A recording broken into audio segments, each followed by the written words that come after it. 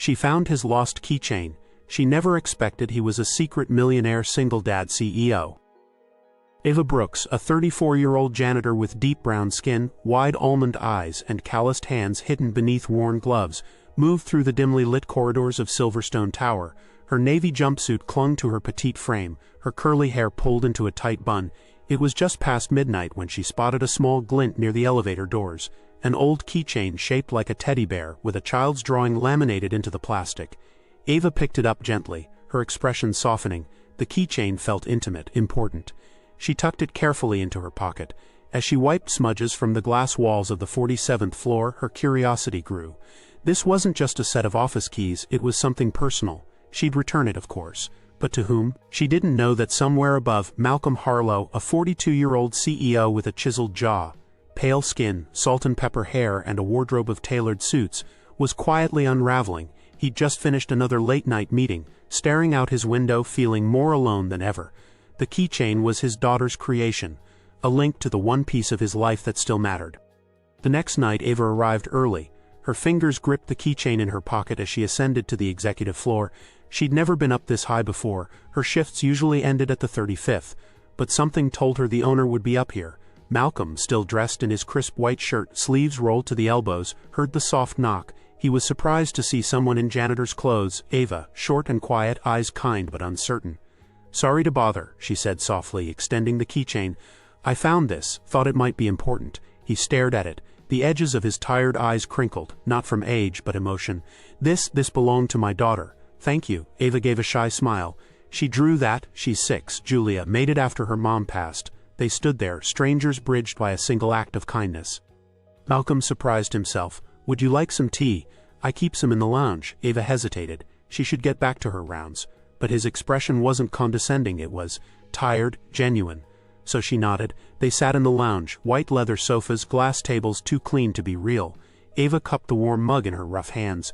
Malcolm sat across from her, suit jacket off, looking far less like a CEO and far more like a man trying to remember who he was. They spoke, not of titles or jobs but of the small things. Ava shared how her father left when she was 10, how books were her escape, how she dreamed of a second-hand bookstore filled with stories, warmth, and music. Malcolm listened. He talked about Julia, about how he worked so much he feared she barely knew him, his wife gone in a car crash 2 years ago, the guilt, the numbness. It wasn't a deep conversation, but it was honest, human. That weekend, Malcolm brought Julia to the office. Ava was just finishing wiping down the elevator panels when she saw them. Julia, a small girl with curly light brown hair and big hazel eyes, clutched a drawing pad. She wore a tiny red cardigan over a dinosaur t-shirt, her cheeks round with curiosity. Ava crouched down and smiled. "You must be the artist," she said. Julia giggled. "Did you see the bear? That's Mr. Wobbles." Malcolm looked on with wonder. Ava had said 5 words and Julia already liked her more than she liked her piano tutor.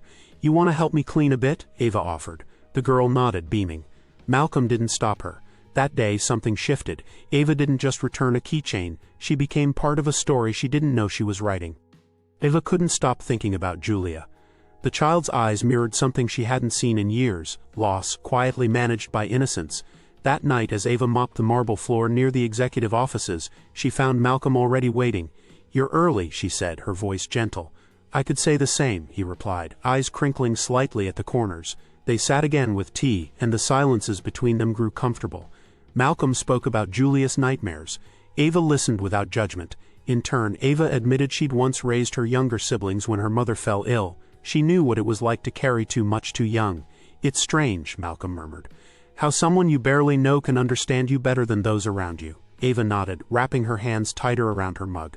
"Sometimes it takes an outsider to see what's broken." That night they didn't solve anything, but they shared something real, a piece of past pain, a moment of peace. It had been 2 weeks since Ava returned the keychain. They hadn't skipped a single tea break. Ava still wore her navy jumpsuit and still carried her mop and supplies, but now she also carried anticipation. One evening, she caught a group of suited executives whispering. "The janitor," one scoffed. "Malcolm's been talking to the janitor?" They didn't know he had been using a different name during their chats. Mark, not Malcolm. It had been his way of removing the weight of status. Ava wasn't shocked. She'd always known who he really was. She just didn't care. That night, over their usual tea, Ava finally asked, "How long are you going to pretend I don't know you're the boss?" Malcolm blinked. Then slowly he smiled. "Until you asked, I guess. Then I guess we're done pretending," she said with a smirk. It was the first time he laughed, a real full laugh in a very long time. Ava rarely talked about her father, but one night when Malcolm asked what her bookstore would be called, she hesitated. "Gregory's Corner," she said. "It was my dad's idea, before he left." She watched as Malcolm's brows knit together. "You'd still name it after him," she shrugged. "Some dreams outlive the people who ruin them." It was quiet for a while. Then Malcolm spoke about Julia's mother, how he sometimes thought she left him even though she died, how absence could feel like betrayal, no matter the reason. For the first time, Ava reached across the table and touched his hand. "I get it," she whispered. That moment wasn't romantic, not yet. It was deeper: recognition, shared grief, mutual survival. One evening, Ava brought a box with her. Inside were 5 old books with cracked spines and handwritten notes on the inside covers. "I thought Julia might like these." Malcolm opened one and read aloud. "To my daughter, may these pages make you brave. She will love them," he said, voice tight. Ava looked embarrassed. "They're not new, they're perfect." It was the first time he saw the light in her, the passionate woman beneath the janitor's uniform. The one who saw value in used things, in second chances, in worn pages with history. Later that night, when Ava returned to her work, Malcolm stayed back with the books and realized something. Ava wasn't just helping him heal, she was teaching him how. A month later, Malcolm got a call. Julia had been sent home from school for crying all day. He panicked. Work piled on his desk, board meetings waited. He left everything and rushed to her. Later at the office, he found Ava cleaning near the reception. "I forgot how to be a dad," he confessed, breaking down. Ava put down her mop. "You didn't forget. You just needed to be reminded." That night they didn't drink tea. They sat in silence on the office steps, looking out into the city, letting the quiet speak what their words could not. The rooftop of Silverstone Tower was off-limits to staff, but that night Malcolm brought Ava there. "I want to invest in your bookstore," he said plainly. Ava stared at him. "You don't even know if I'll succeed. I know what I feel when I talk to you. I know what you did for my daughter. And I know this building has never felt more alive since you walked in." Ava, overwhelmed, shook her head. "I'm just a janitor. You're the first real thing I've met in years." She didn't accept. Not yet. But she didn't walk away either. The days after Malcolm's proposal were strange for Ava. Every night, as she scrubbed floors and polished glass, she wrestled with doubts. Why her? Why now? People like her weren't given chances like that. Not without a catch. She hadn't told Malcolm, but she'd once applied for a small business grant and been laughed out of the room. Too ambitious, too poor, too invisible. When they met again in the lounge, she was quieter than usual. "You don't trust me," Malcolm observed. Ava didn't deny it. "I've trusted people before, it never worked out." He leaned forward. "I'm not asking for your trust overnight. Just don't walk away." Ava looked at him, this man in his tailored shirt, his eyes weary yet sincere. She didn't promise anything, but she stayed. Ava's bond with Julia deepened. She visited Malcolm's apartment one Sunday, invited for dinner, and saw how the girls' room overflowed with books, art, and music. But what struck her most were the empty photo frames. "Why don't you fill these?" she asked gently. Julia shrugged. "Daddy says he's waiting for new memories." That night, Ava brought an instant camera. She took a photo of Julia reading with Malcolm beside her, their heads touching. "Start with this one," she said. Malcolm looked at the photo for a long time. "You're giving us a new beginning." And for the first time, Ava allowed herself to believe that maybe she was. Malcolm arranged a viewing. A small corner shop nestled between a bakery and a flower store. It had peeling blue paint and dust-coated windows, but to Ava it sparkled with possibility. She stepped inside, her boots echoing across the cracked tile. She touched the wooden shelves, ran her fingers over the window ledge where sunlight poured in. "This is it," she whispered. Malcolm stood silently behind her. "Then it's yours." Tears welled in her eyes, but she quickly blinked them away. "I don't want charity." "This isn't charity," he said softly. "It's a partnership. And it's long overdue." They didn't hug, they didn't kiss, but something warm and certain passed between them. Ava worked her janitor shifts by night and painted the bookstore walls by day. Julia helped pick colors, soft yellows and greens, and named the reading nook Wobble's Den. Every day Malcolm stopped by with coffee and small supplies, a register, a second-hand book scanner, even a cozy armchair. He never pushed, never demanded. He just showed up. "I don't know how to thank you," Ava said once, paint streaked on her cheek, hair in a frizzy ponytail.